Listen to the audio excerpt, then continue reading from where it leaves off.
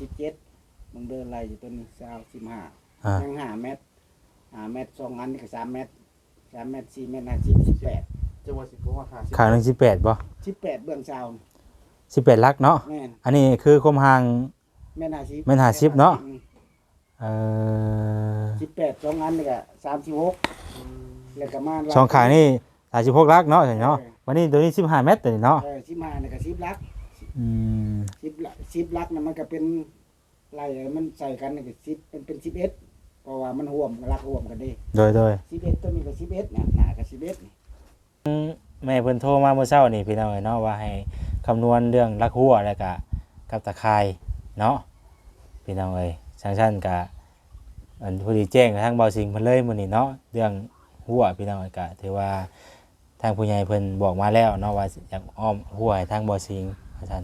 เดี๋ยวจะไปถามเบิ่งลักหัวว่ามันสิลักหนึงเท่าใดที่ว่าเขาเจ้าตัดมาแล้วอ่ะนะโดย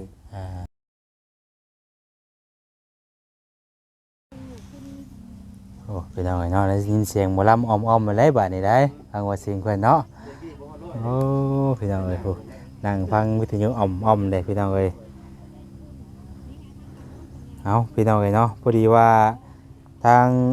สร้างเพิ่นมาพี่น้องเอ้ยเนาะก็พอดีสิสร้างให้ทางสร้างเพิ่นมื้อเฮ็ดไรอยู่แล้ววะเนาะพ่อได้แล้วคือที่3แล้วเนาะคันมันนี่เนาะคันแม่นมื้อนี้มื้อเฮ็ดได้มื้อเนาะมื้อถือว่าเฮ็ดเวียกได้ปกติพี่น้องเอ้ยเนาะพอดีว่าสิสร้างเสาพี่น้องเอ้ยเนาะสร้างเสาไว้เลยพอดีทางแม่เพชรเพิ่นบอกว่าแสนว่าให้สร้างเสาห้องน้ำไว้เลยว่าซั่นนะแปลว่าเฮาเฮ็ดน่ะบ่ได้แบบก่อซี่นะเฮ็ดเอาแบบเอาเสาไม้เนี่ยตอกสังกะสีเลยมันจังง่ายแอมสังกะสีเอาเอาเล็กเอาสังเอาแบบว่าตอกตึ้มๆใช่ได้มันแล้วเลยนะเด้อสบายดีเด้อเนาะเอาแบบมันเด็กน้อยมาคอแล้วตื่นแล้วบ่ให้มันนอนจะเข้าเพราะว่าบ่มันก็เฮ็ดมันก็ง่ายๆเฮ็ดแบบง่ายๆซี่นะมันก็บ่เปลืองงบอีกได้เฮาก็มันก็บ่ได้โบกบ่ได้หยังอีกซี่นะจำนั้นก็ได้เนาะเทพื้นเนาะแล้วก็แอมสังกะสีแม่ถ้าเทพื้นแล้วก็แอมสังกะสีแต่ทางแม่เพิ่นบอกให้สร้างเสาเอาไว้ก่อนนะอันเรื่องตัวเฮ็ดนั่นก็เดี๋ยวเฮาจังว่ากันน่ะเฮ็ดตัวนี้แล้วก่อนเฮ็ดตัวนี้แล้วจังมาเฮ็ดห้องน้ำแต่ว่าหากสิเอาเสาเอาไว้ก่อนสินะครับว่ามีเสาก็นั่นบ่ทางสร้างพอหาได้บ่หรือว่าใดๆ6เสาเอาซ้ำนี้ก็ได้นี่เอาซ้ำเสาตัวนี้ถลอดนี่นะมันสิบ่มีไม้หลอดนะมันสิมีไม้ดิบ ไม่ดิบก็ได้บ่ไม่ดิบก็บ่เป็นหยังคะแนนว่าไม้มันเป็นไม้หั่งไม้หั่งนี่แหละตัวมีแก่นอื่นมันบ่ซื่อไม่จิกแข็งกระเทะมันบ่มีไม่จิกหายากเด้เนาะไม่ไปสิไม่ไปสิพี่น้องถ้าว่าเฮาได้ไม่ตัวนี้ไม่เฮ็ดเสานะโอ้ยสุดยอดโดดไม้ตัวนี้2 เมตรบ่จักเมตรเกาะ2 เมตร 50คือเก่าบ่2 เมตร 50แล้วไหลพังนี่สิพังลึกนะแต่ว่าพังอันนั้นเอากระทมปูนแล้วในที่ใช่มั้ยมันเททับมันบ่พอสินั่นปานใดดอกเนาะพัง50 เซนมันบ่ได้น้อยพื้นเฮาสิเฮ็ดขึ้นมามันก็ยับขึ้นอีกโดยเอา2 เมตร 50เนาะ2 เมตร 50อันนี้มัน4เสานึงมันก็ว่าเฮาเฮ็ดก็บ่เกิน2 เมตรจำมันนี่แหละสมมุติว่าเฮาเฮ็ดตัวห้องน้ำนี่เนาะยังบ่สมมุติว่าเฮ็ดอยู่หม่องแถวนี้เนาะแถวโพนนี่นะตัวห้องน้ำมันนะแถวโพนเนี่ยเฮาก็เกาะมาสิเห็นบ่ได้พอตัวเทิบต่อมานะห้องน้ำน่ะเฮาปิ่นหน้าไว้ได้บ่มันปิ่นใช้ก็ได้ปิ่นใช้ก็ได้บ่ตามธรรมดากับปิ่นมาใส่ทางเฮือนกับบ่ถึกนั่นแหละปิ่นขึ้นเทิงเหนือบ่ปิ่นขึ้นเทิงเหนือก็ได้เนาะปิ่นหน้าไปพุ่นแหละข้างๆมันนี่เฮาเกาะเทิบออกมาไว้เฮ็ดให้เราอันบางขึ้น1เข้า1เฮ็ดจูพื้นจูไผสินะข้างของน้ำนะก็ดีกันที่มันเฮาปิ่นมาพุ่นบัดแล้วเฮาก็เกาะออกไปนี่ออกมาไปบ่ออกทางหน้าออกมาทางข้างมันเอา ออกข้างบ่สิรถนี่เนาะเฮ็ดหน้าพุ่นเนาะมันก็พอดีถือกันเนาะ ผู้ที่ถือกับบอล อ่า ชุ่มไส้ แม่นสมมุติว่าเฮาสิปินหน้ามาสิว่าเฮาสิเกาะออกมาต่ออยู่เด้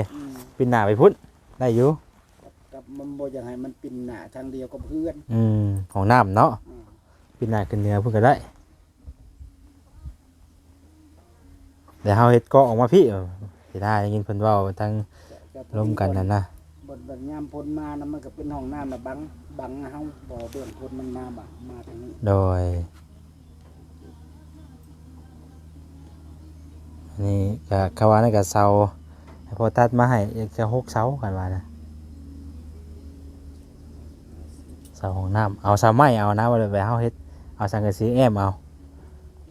ได้อยู่เนาะสังกะสีอ่า ก็บ่อันนั้นสังกะสีเฮาก็โตะแอมเอาสังกะสีสีเอา หากบางหม่องบ่ใช่เห็นพาซิรานี่คักนี่ พวกหมอนี่หนึ่งมาในกันปวดกันน้ำเพราะน้ำมันชันแล้วมันเสด็จดิ ก็จะเอาแนบพาที่ใส่เลยอย่างคักมันก็มีลายอยู่แหละเนาะจะว่าไรอยู่จ้ะเอาข้างไหนข้างหนึงกะ บ่คันบ่เอาข้างละ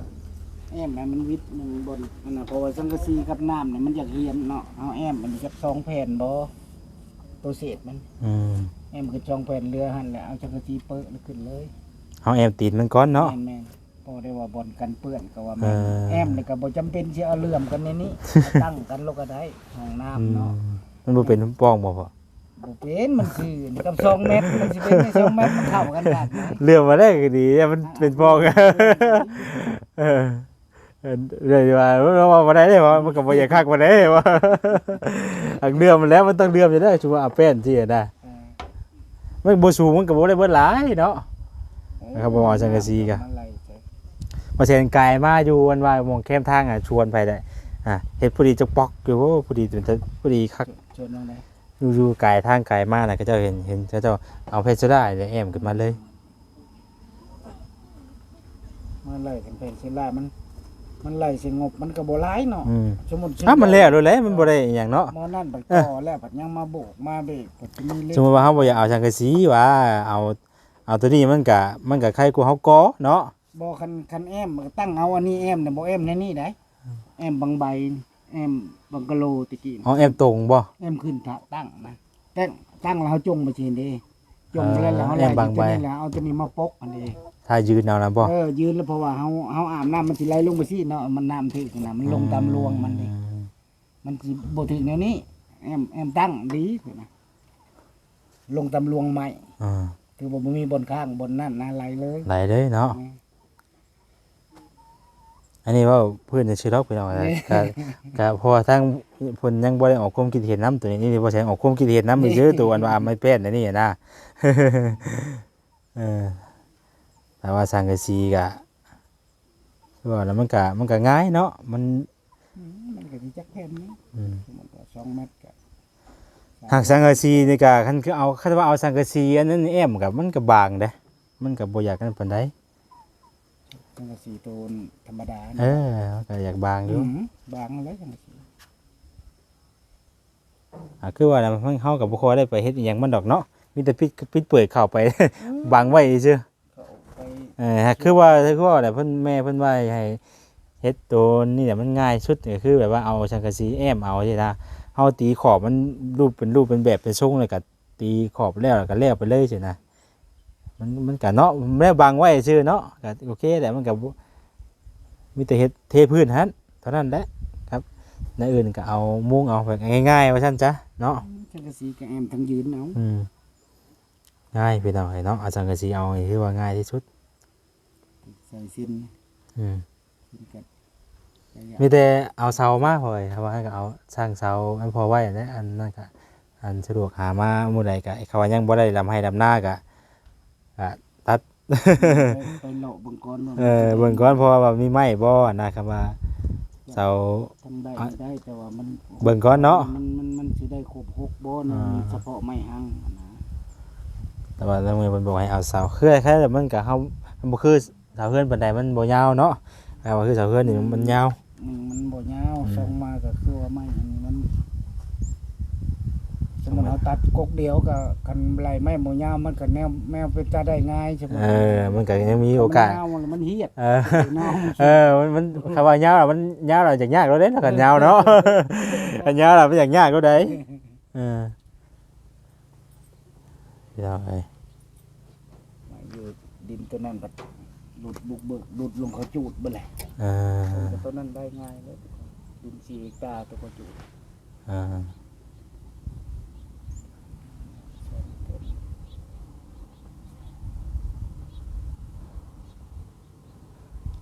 เอาว่าละหัวนี่ไปทาเบิ่งเอาหั่นก็ได้เนาะละหัวเนาะถามมองมันเขาเจ้าเอามากองขายไว้นะคงสิ ลักไม้นี่ รักไม้นะ ก็ได้คันเฮาสั่งเขากองบัดราคาหนึงเด้ราคาพวกนั้นเขาตัดมาแล้ว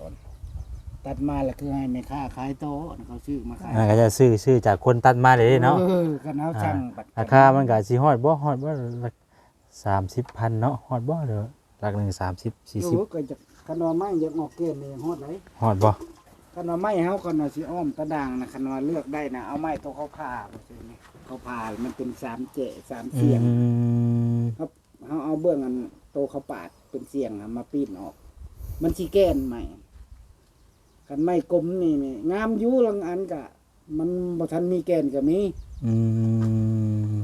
เรื่องความทนทานน่ะนะจะค่อยเห็นไม่ใช่เนาะมื้อน่ะพาเขาไปเบิ่งงอไม้เขาผ่าเขากองนั่น ว่าสิไปเบิ่งอยู่ว่าเห็นลักหันหน้าให้ลักมองดูเข้มทางน่ะว่าสิไปเบิ่งว่ามันจะประมาณลักหนึงเท่าใดถามไปถามเบิ่งก่อนเพราะว่าตัวนั้นมันใส่หลายลักตัวนั้นเนาะ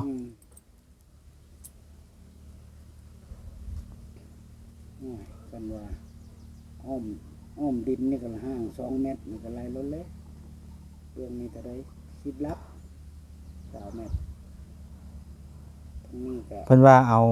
1.50 ว่าซั่นทางผู้ใหญ่เพิ่นบอกมาว่าให้เอา1.50แม่น เพราะว่า เอา1.50 15 ลักเลย30เลยกัน ไล่เบิ่งก่อนเป็นหยังจ้ะเนาะเดี๋ยวมา 30 บ่สิง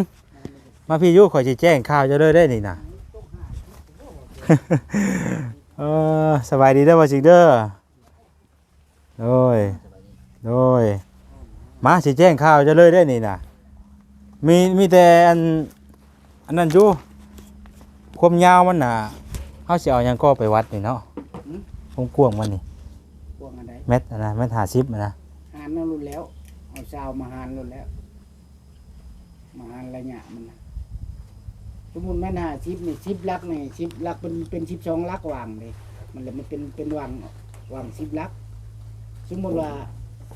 10 ลักน่ะมันได้อยู่15 เมตรเลยเด้ห่างแม่น50น่ะ10 ลักน่ะ 10ลักนะ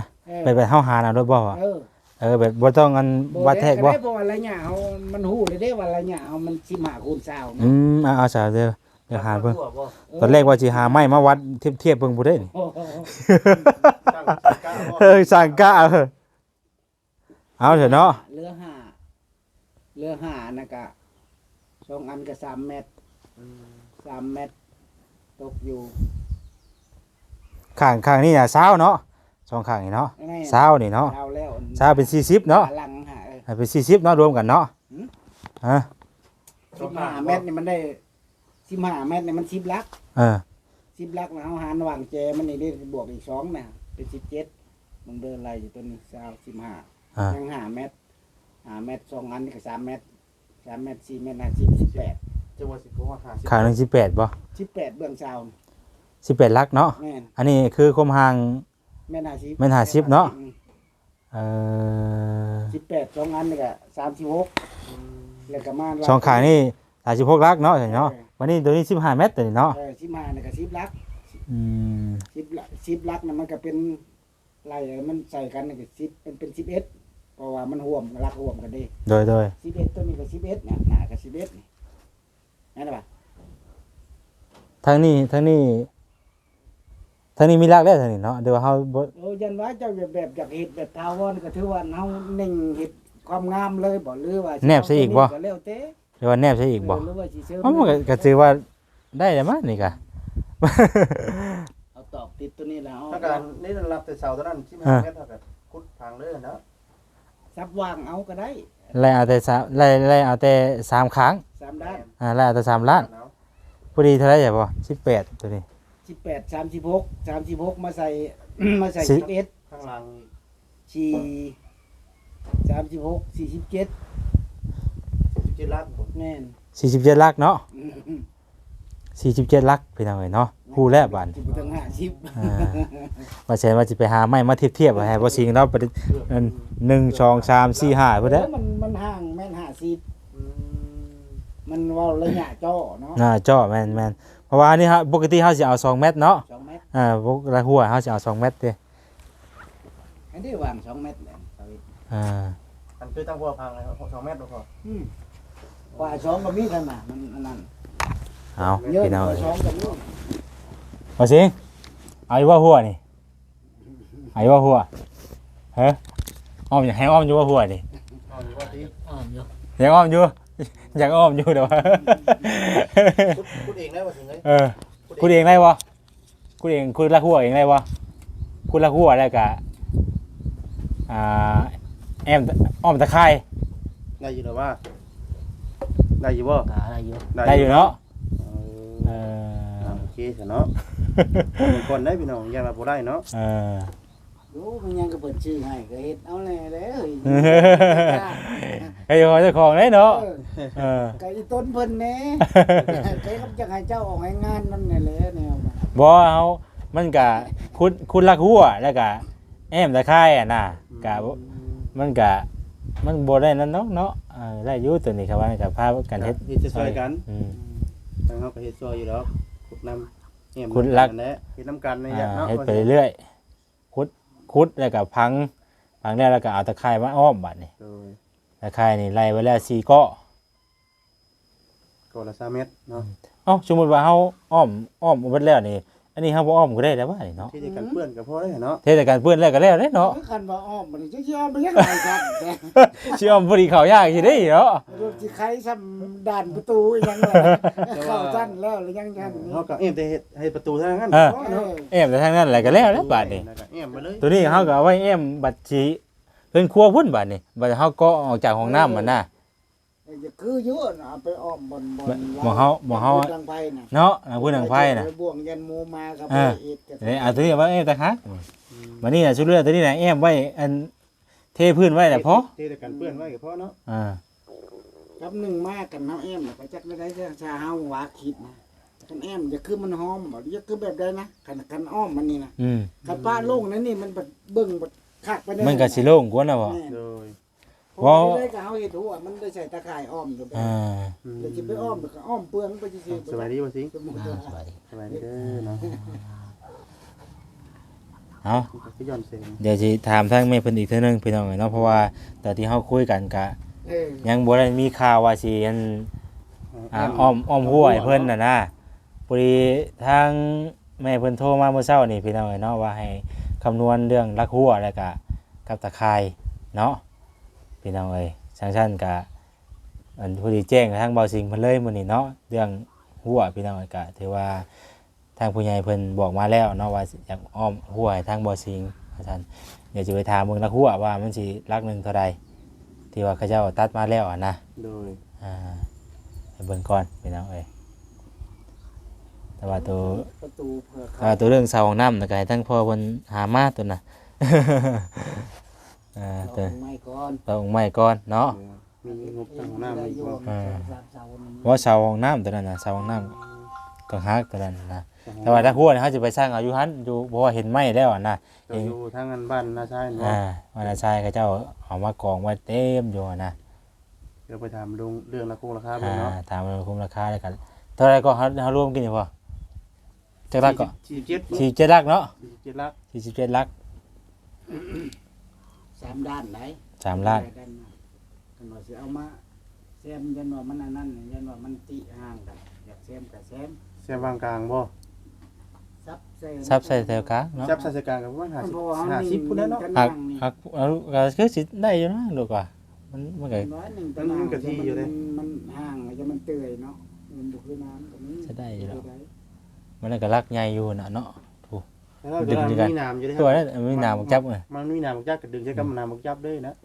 ตามธรรมดามันเฮาแอมรักนี่แอมตะไคร่นี่มันมีน้ำอยู่แล้วได้มันจังมันบ่เตื้อย เชียวรายมีน้ำบักจับใช่ไหม มันต้องมีน้ำเพราะว่าเฮาเกาะหมอนี่มันอาศัยเกาะไปนำแล้วเฮาสิตอกสิรักมัน อาศัยมันน้ำบักจับแล้ว มั มัน นดึง บ่อยู่เย็นนั่นปลายมันน่ะมันสิละเอียดนี่ครับมันมีน้ำ ได้สาพี่น้องเนาะป้าสิเอาจังใดก็จังว่ากัน แต่ว่าทางผู้ใหญ่น่ะผู้ใหญ่ที่อันทางน้ำให้เจ้านี่เด้อว่าจริงเด้อที่สิเฮ็ดหัวให้เจ้าเด้อ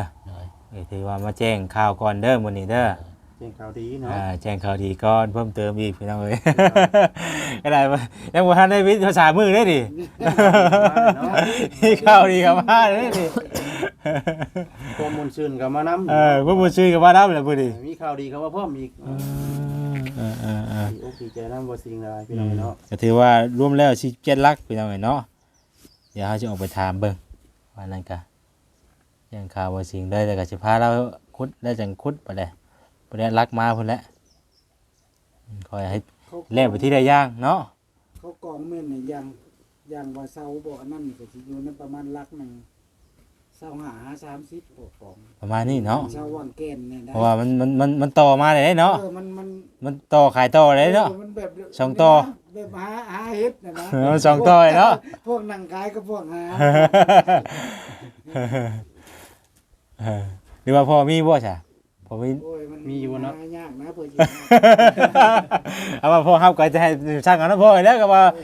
บ่ก็ว่ามันเอามันก็หลายได้เนาะ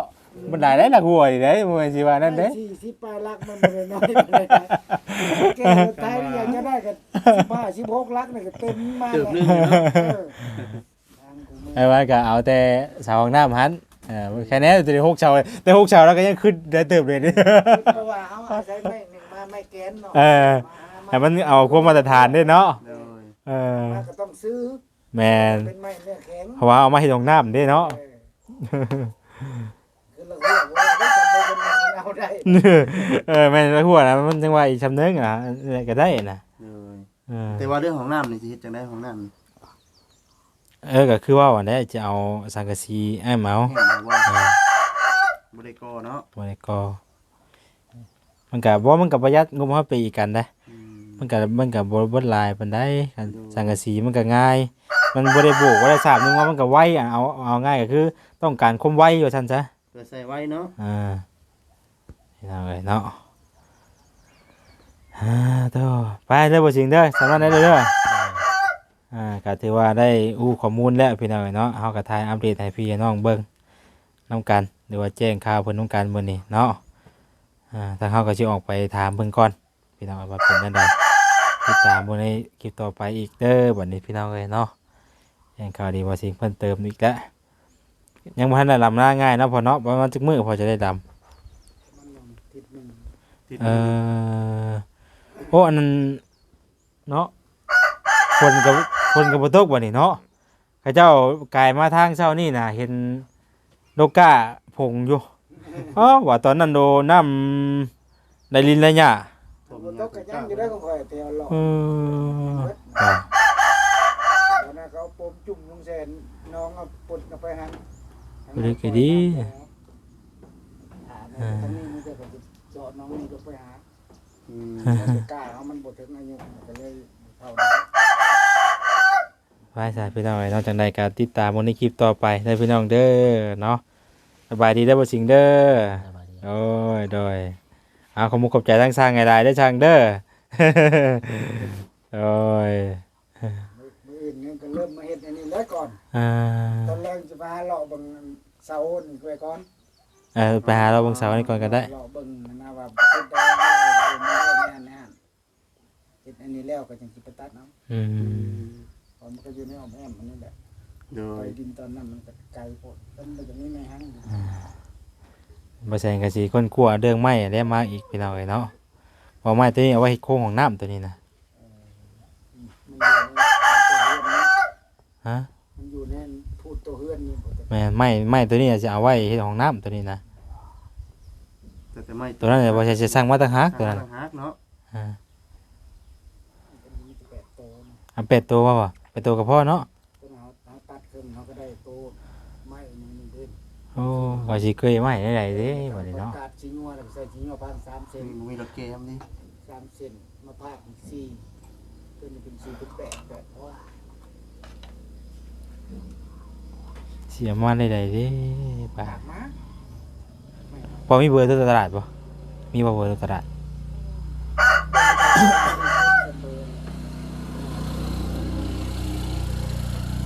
คือ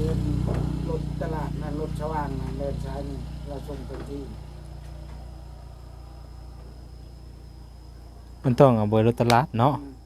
ฝากมานำได้อยู่กับเจ้าเอามาให้เยอะอยู่ มันมีไม้ส่วนหน่อยเด้ แต่ไม้6เม็ดบ่ตอนนั้นบ่แซนสั่งมันก็ยังเอามาแก้ไม้ได้เฉยเพราะยาวหนึง โอ้ฝาดหลังคา 7เม็ดเพิ่นบ่จัก